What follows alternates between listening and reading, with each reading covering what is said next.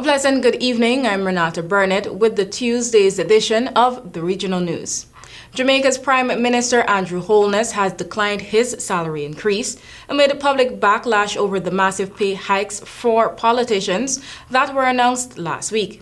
The Prime Minister's salary would have increased from $9.16 million to $22.3 million effective April 1st, 2022. $25.2 million effective April 1st, 2023, and $28.5 million effective April 1st, 2024, representing a 214% hike. I have directed the Transformation Implementation Unit to remove the Prime Minister's compensation from the new salary scale. The Prime Minister's compensation will, therefore, remain at its previous levels, Holness said at a press conference on Tuesday. Last Tuesday, Minister of Finance and the Public Sector, Dr. Nigel Clark, announced the new salary scales for the Political Directorate under the Public Sector Compensation Review, which led to an uproar in several quarters as the increase surged past 200%.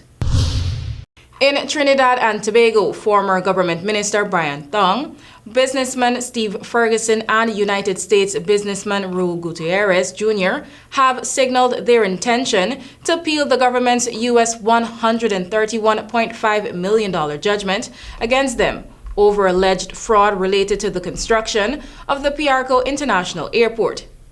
The trio's U.S. legal teams filed the appeal last week after Miami-Dade Circuit Court Judge Ramberto Diaz approved the final judgment sought by the state, which was initially approved by a jury in March. In a media conference after Diaz's judgment last week, former Attorney General and current Rural Development and Local Government Minister Faraz Al-Rawi announced the government's plan to enforce the judgment against the trio as they mulled over their appeal.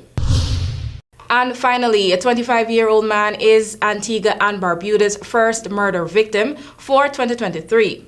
Rudy Shamarley was shot in broad daylight by an armed robber at Pick and Mix Mart on De Souza Road around 1 p.m. on Monday. The bandit robbed the store of an unspecified amount of money.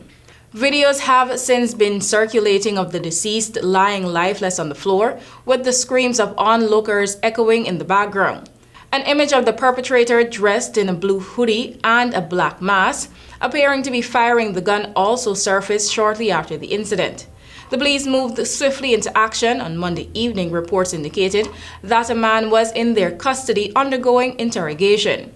Further reports state that the perpetrator is a minor who was recently released from prison. Meanwhile, it can be noted that for the first time in years, the country has gone without any murders in the first quarter of the year. That's all for now. Thank you for watching.